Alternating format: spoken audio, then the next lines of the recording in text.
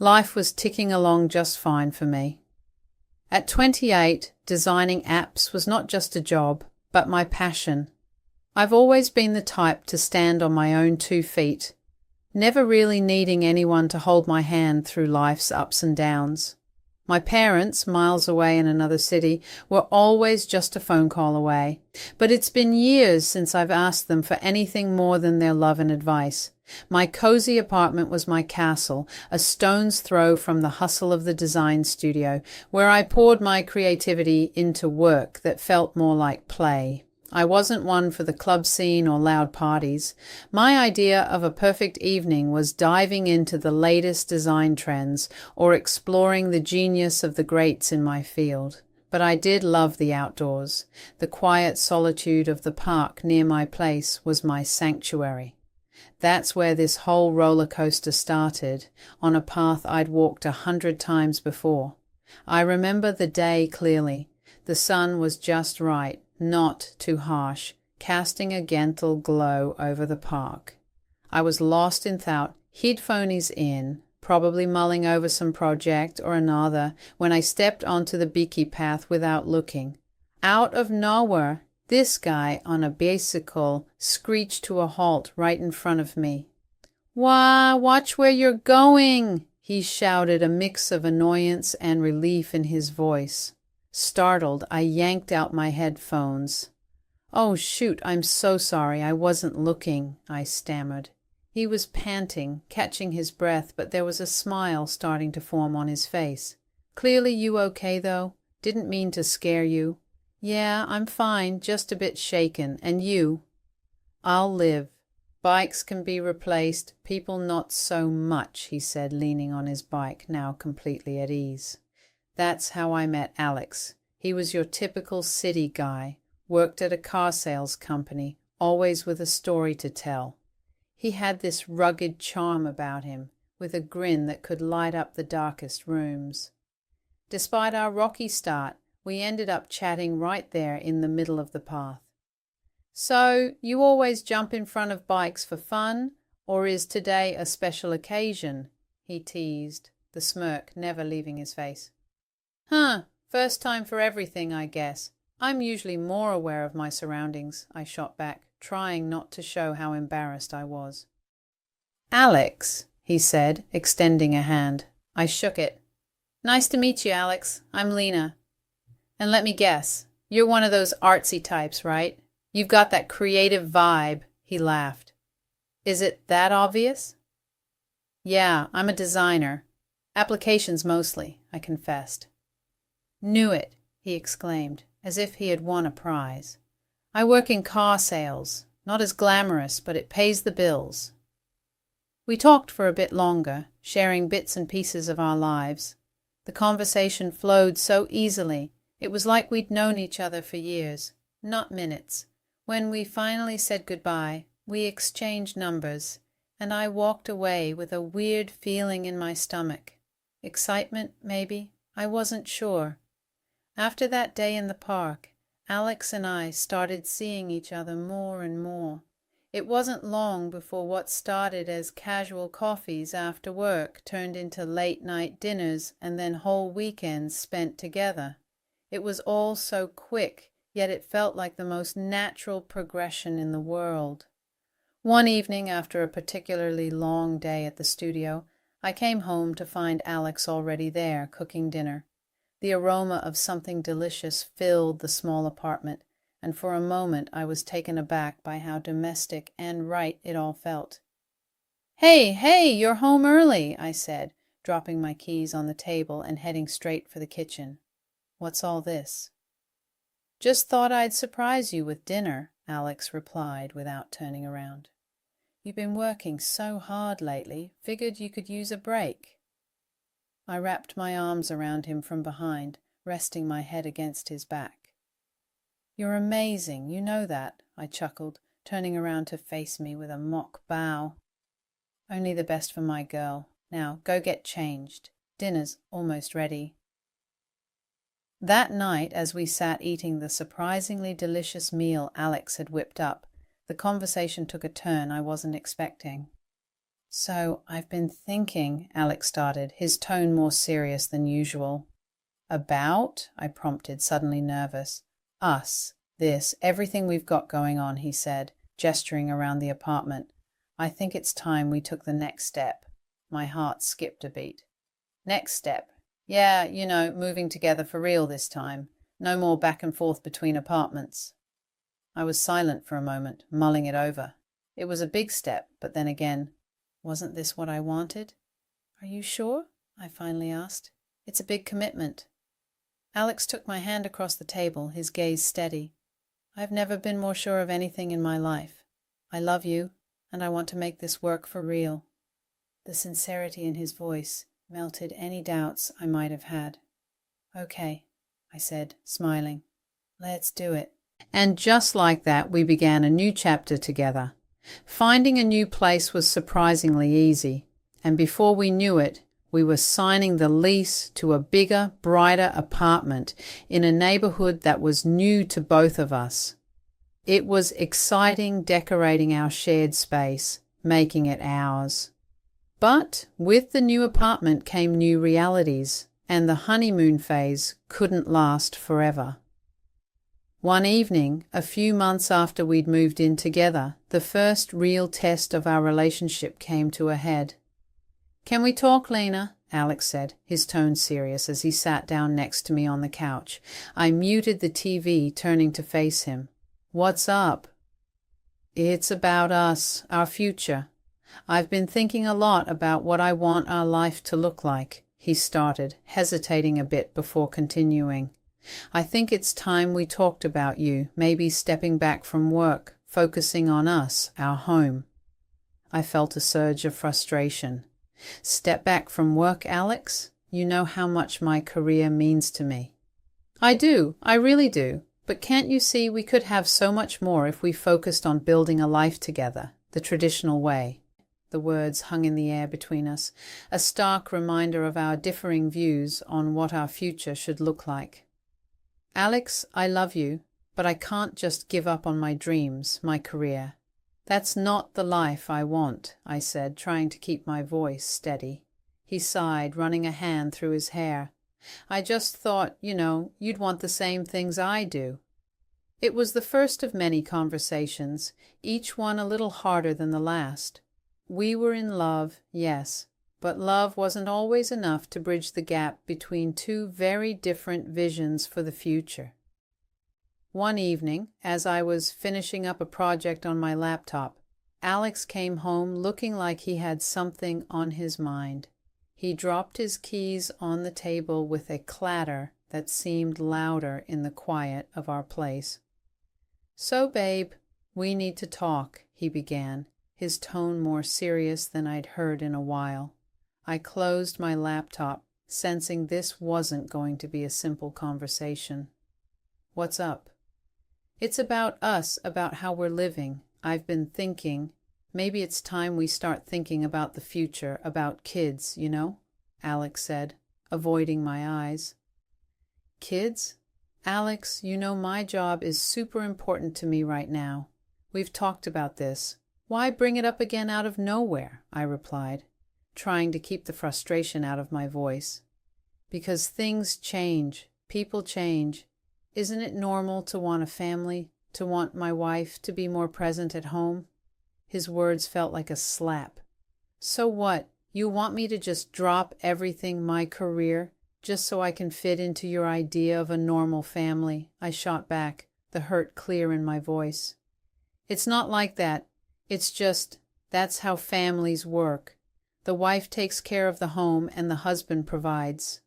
It's normal, Alex said, his voice rising slightly. Normal for who, Alex? Because it sure doesn't sound like the life I want. We're supposed to be a team, remember? But it wasn't just Alex. His mom, Mrs. Peterson, living just too conveniently close, turned our home into her personal project. Her visits became more frequent, each one leaving me feeling smaller and more incompetent in my own home. One afternoon she came over unannounced, as had become her habit. I was in the middle of work, and the sight of her made my stomach twist. "Hello, dear. I just thought I'd drop by, to see how you're managing," she said, her voice dripping with condescension I hadn't grown used to. "Managing just fine, thanks. I'm actually quite busy with work right now," I replied, trying to keep my tone polite. "Oh, I see.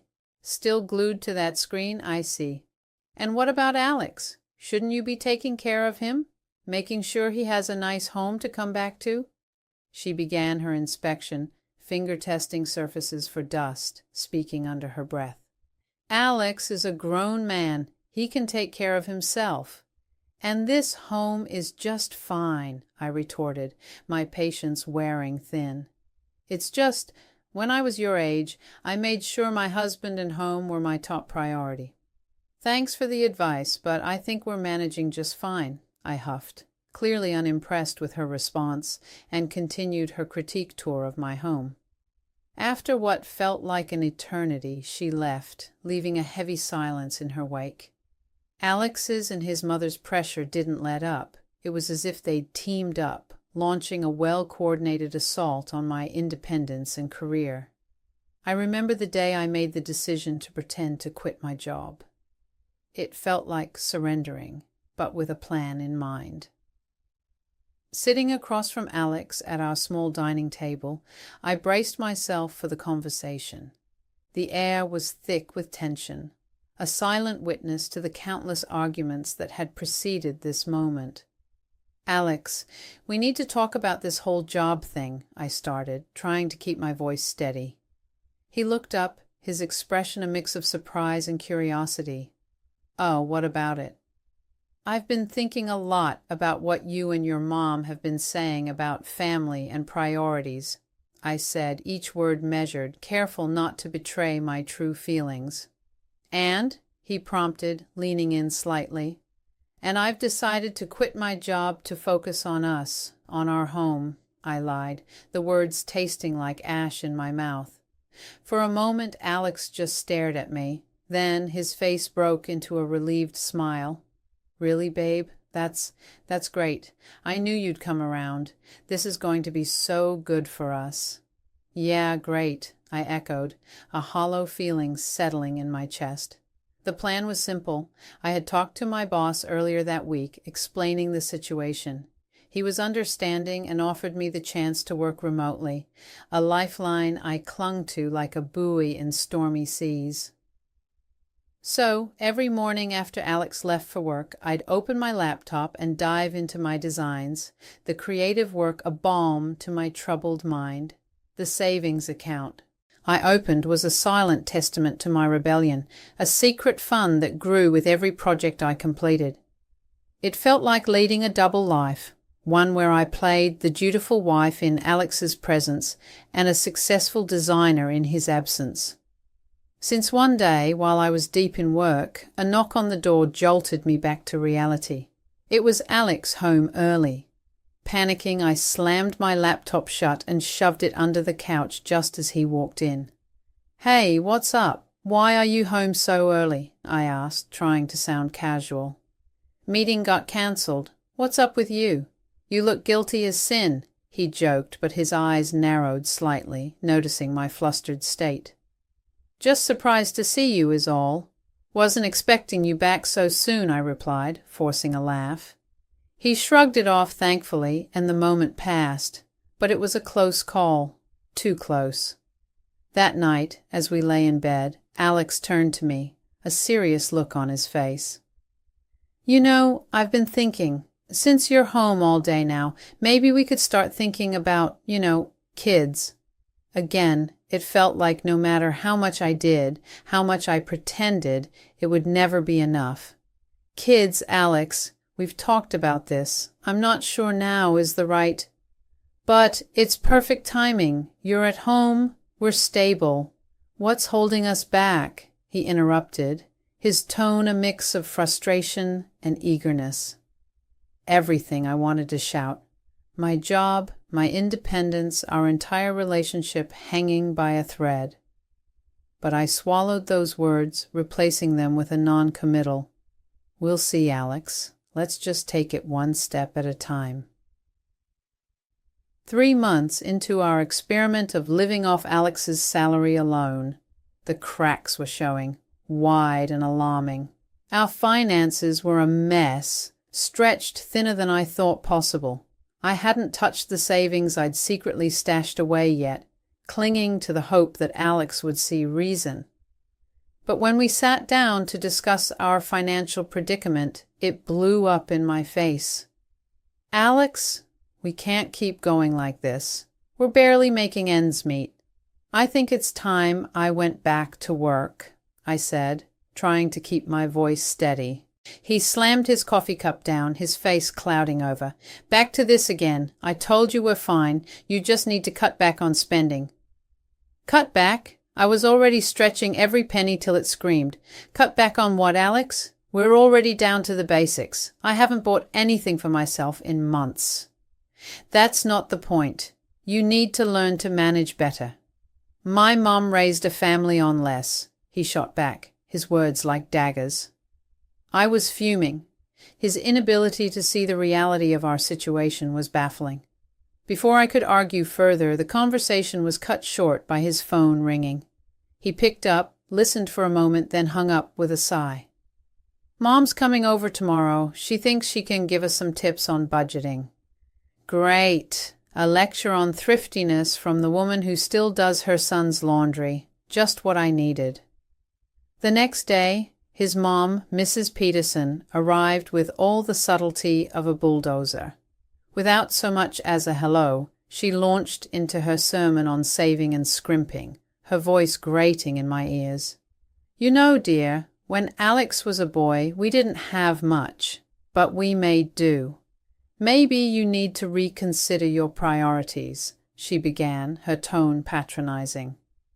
"I appreciate your concern, Mrs. Peterson, but I assure you I'm very careful with our expenses," I said, waving a hand dismissively. "It's all about sacrifices. Maybe less dining out, more home cooking, every little bit helps." "Dining out? We haven't seen the inside of a restaurant in months," I retorted, feeling insulted. "I'm quite capable of running our household without resorting to extreme measures. Perhaps what we actually need is additional income," I countered, my patience wearing thin. Mrs. Peterson shook her head, a smirk playing on her lips. "My son works hard enough. It's not about earning more. It's about spending less. You'll see. With a few adjustments, you'll manage just fine." The adjustments she suggested were ludicrous. "Clip coupons," she said, as if I hadn't already scoured every circular and app for discounts. "Cook in bulk," as if our freezer wasn't already stocked with meals stretched to their limits. After she left, I was seething. Not only had Alex dismissed my concerns, but now I was being schooled on frugality by a woman who still thought a gallon of milk cost $1. After the whole budget lecture fiasco from Mrs. Peterson, I was at my wits' end. I needed some real advice, someone who'd understand without judging. So I called the one person I knew would give it to me straight, my mom. I barely got 2 sentences in when Alex barged into the room, his face twisted in anger. He must have heard me talking about going back to work. "Who are you complaining to now?" he snapped, yanking the phone from my hand so hard I nearly lost my balance. I was shocked. "Give me back my phone, Alex. I'm talking to my mom. A wife airing dirty laundry. What next? You're going to tell her I'm a lousy husband?" His words were sharp, cutting deep. "We're discussing our options, not you. And since when is talking to my mom a crime?" I shot back, my own anger rising. The argument spiraled out of control, words flying like bullets. Before I knew it, Alex stormed out, slamming the door behind him so hard the wall shook. He disappeared for hours, leaving me to stew in a mix of worry and fury. He came back late, reeking of booze and bitterness. The look in his eyes was something I hadn't seen before. "You think you're better than me, making more money, showing me up." He slurred, his words sloppy but venomous. "That's not it, and you know it. We're struggling, Alex. I thought if I could work, we'd have a bit more breathing room, I tried to explain, keeping my voice even. He laughed, a harsh, mocking sound. Oh, so it's my fault now? I'm not good enough? Well, listen here. If you don't like how things are, you can just leave. I stared at him, disbelief and anger warring inside me. It's 3 a.m., Alex. You're drunk and you're not making any sense. I said leave, he shouted, stumbling towards me. I had no choice. I grabbed the essentials, my phone, wallet. When I reached for my purse, he snatched it away. Where do you think you're going with that? That's my money in there. His words were like a slap. I'd contributed to that money, saved from my secret work, but arguing felt pointless. I called a taxi and left, the cold night air sobering. Checking into a nearby hotel, I realized this was a turning point. There was no going back from here. The marriage I thought I had, the life I was trying to build with Alex, it had crumbled away. But I had my strength, my skills, and a little bit of savings to start anew. It was a cold comfort, but it was something. Walking into the lawyer's office the next day, I felt a mix of anxiety and resolve. The weight of my decision pressed down on me, but the need for freedom propelled me forward. The lawyer, a stern-faced man with a surprisingly gentle voice, listened intently as I laid out my situation. He didn't waste any time, pulling out document after document, explaining each step with patience. You're making a brave choice, he said, handing me a pen. Sign here, here, and here. We'll take care of the rest. I signed each paper with a steady hand, my heart racing. It was official now. I was filing for divorce. Returning to the apartment felt surreal. Alex was still passed out on the couch, oblivious to the world crumbling around him. I moved quietly, efficiently, packing my life into boxes and suitcases. Each item I picked up felt like shedding a layer of the past. As I zipped up the last suitcase, Alex groaned, his eyes blinking open. Hey, where's my beer? He mumbled, his voice rough. I couldn't help but marvel at the absurdity of the moment. Beer's the last thing you need to worry about, Alex, I replied, holding out the divorce papers. Consider this my final goodbye. He took the papers, a smirk spreading across his face as he scanned them. This is a joke, right? You'll come back apologizing, and I might just take you back if you promise to behave. The laugh that escaped me was bitter, laced with freedom. Apologize for what? For finally standing up for myself? No, Alex, this is it. I'm done. He tossed the papers aside, the smirk fading. You think you can just walk out? You'll come back. I shook my head, a sense of peace settling over me. I won't, and you'll see that I'm better off without you. With that, I grabbed my bags and left the apartment for the last time. The new place was small, nothing fancy, but it was mine. Located just a stone's throw from my old job, it represented a fresh start, a chance to rebuild my life on my terms. I decided to reach out to my old boss, hoping there might be a chance to dive back into work fully. Picking up the phone felt like lifting a weight off my shoulders. Hey, it's me. I was wondering if we could talk about maybe coming back to work, I asked, trying to keep my voice steady. There was a pause and then, of course. We've missed your talent around here. When can you start? Really? That's great. I can start immediately. Thank you so much. The joy in my voice was palpable. Returning to work felt like coming home. My colleagues welcomed me back with open arms, and slipping back into the rhythm of design and creativity was exhilarating. I was where I belonged, doing what I loved, surrounded by people who respected and valued me. One day, after a particularly successful project presentation, my phone buzzed with an unknown number. Curiosity piqued, I answered. Hello. Lena, it's me, Alex. I heard you're doing well. That's good. His voice was a jolt from the past, but I felt detached, removed from the hurt and anger. "Thanks. What do you want, Alex?" I lost my job. Things are tough. I was thinking maybe you could help me out and, maybe we could try again." The audacity of his request was staggering.